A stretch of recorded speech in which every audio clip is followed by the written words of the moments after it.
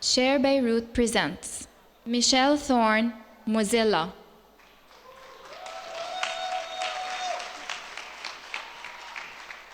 Hello, Maraban. So that is the hardest presentation to follow. We could all just do a group high five, like turn to the person next to you and just go like, share. Now, the whole time I was thinking how we could jump on the stage and do an improvised intervention, but decided against it. Well, thanks so much to all of you for being out here so late, and a thanks to the Share Beirut team for putting this on. I'm here to talk about a program from Mozilla, the makers of Firefox, and I'm very excited to share it with you today. So, we're up to something that I think will have a big impact on the way people use the web. And the web is a very special place. I don't have to tell all you guys that, but I think it's facing a lot of threats, and this is an opportunity for us to get involved and protect ourselves from those threats. So, this is coming from a place of free culture. We talk a lot about participation and empowerment and collaboration. And we have this idea of creativity and freedom and this DIY ethos that we see here in this building all baked into it. And we don't need to ask permission to share and to hack. And so I'm curious to find this inspiration, this no need to ask permission, into how we teach people to play with the web. So, all right. I was so excited about the high fives, I'm just like getting into it now. All right, so we can think of the web like Lego. It's built by tiny bits of code and protocol that you can clip together and build and remix to make web pages, to make all sorts of interlinked content. It's a way to take these little blocks and make something hugely complex with them. And with this Lego, we can actually respond to the world. It's remix. We can see something, rebuild it, recontextualize it. And our whole world is based on this mashup. Tim Berners-Lee, when he started the internet, wanted it to be like this, based on these very simple building blocks.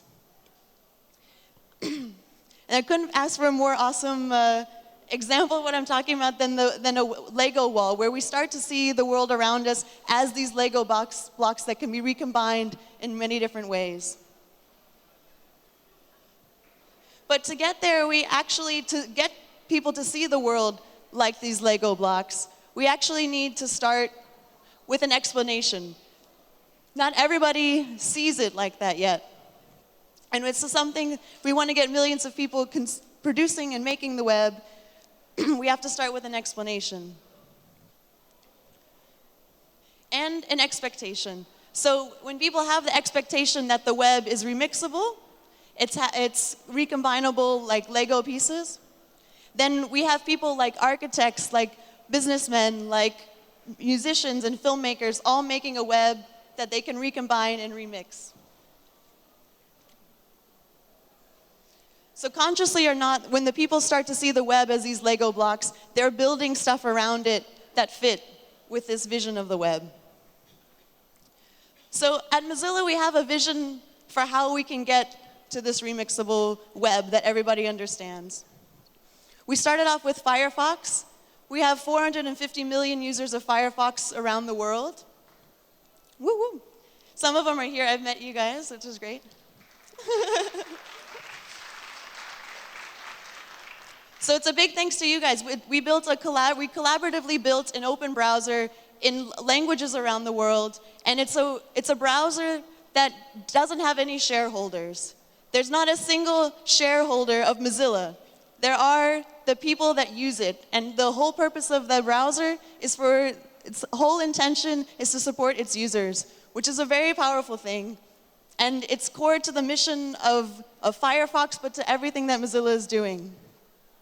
And so with that, we think that Firefox is the perfect springboard for this next phase, this next project, which we're taking on, which is this idea of showing the world that the web is made out of Lego, that anyone can understand how to build and remix it.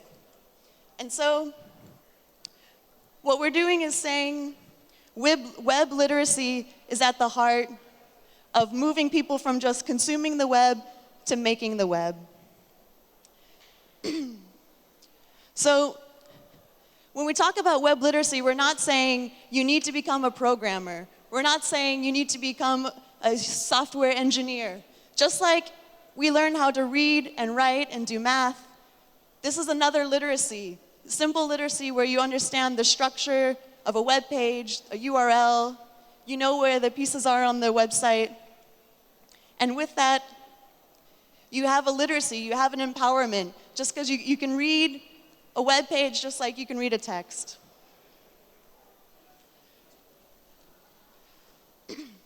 But how are we going to get this idea to be the mainstream? We can all, take off our pants and sit on a subway and talk about it to our heart's content. Or we can actually start building things that have this Webmaker idea baked into it. So right now we face kind of two worlds. We've got two kinds of products in the technology space. We've got products that are an app ecosystem. They say one company controls what goes in that ecosystem, how you pay for it, what stuff that can be censored from it. They are the absolute tyrants and controllers of that ecosystem. And then you have the other ecosystem, which is open. It's the view source ecosystem, where you can see the little bits and pieces of it and recombine it into new ways.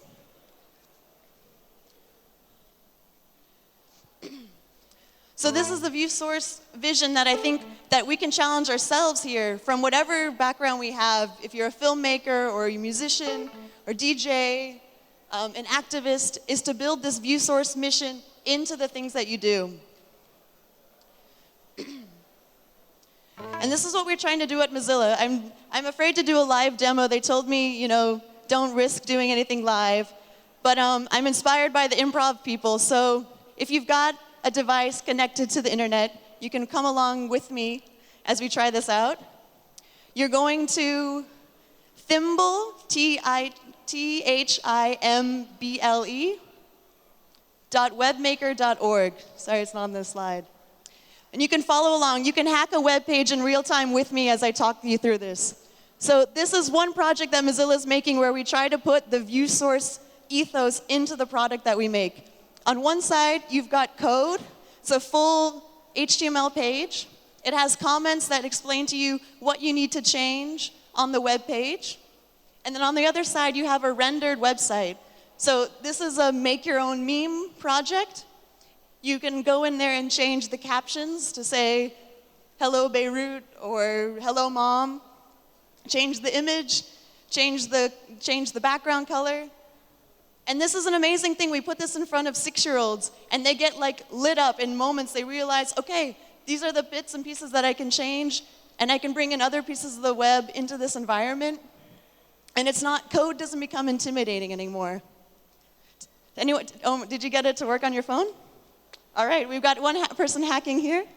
If you want to hack, I'm going to hack the schedule and be up in the mezzanine if you guys want to play with some of this stuff afterwards. It's way more fun to play with than to explain, so I'm sorry, I'm telling and not showing. But yeah, so these are super simple games that get people started playing with code and making on the web. We have workshops that we run where we have people hacking their Facebook page. You can go on and select any element on that page, pull in something funny like a silly, embarrassing video, or change your color, the Facebook color page to be pink or something like that. And you start to see in that moment that it's not this black box, that it's something that you can modify. And so it's not just kids that we do things like this with. We do it with journalists and filmmakers and educators. All sorts of people can value from just getting this little bit of sense that, all right, I can do this. Code isn't this scary, intimidating thing anymore. So if you're curious about that stuff, we'll play with some of these tools. They're all open source. They're all infinitely, you can fork the code on GitHub and make your own versions if you like. And we can do a little bit of web making together after this. So these tools are a start. And just like Firefox was a start 10 years ago, this needs a whole lot of work. It needs a whole lot of people who know code, who know different languages, who know about education, who know about all sorts of different spheres to contribute to interesting starter projects so that people can go and get started. And we can also do very simple things. I think events and informal get-togethers are the best way to spread this. So you can grab a few friends, get a laptop, sit around your kitchen table, pull up one of these web pages, and actually start hacking together. This is what we did last summer, or this just past summer, with 700 events around the world in 60 countries. People were just hanging around in their kitchen table, in cafes, in public spaces. You could jump on the subway, ride together, and hack a little bit. That this is something that can happen informally and through the cracks. So we can start now. We don't have to wait for anyone's permission. Because the cool thing is permission is already there. It's already baked into the code, and it's ready for us to start playing with. So all we have to do is start building and start making the web together. Thanks.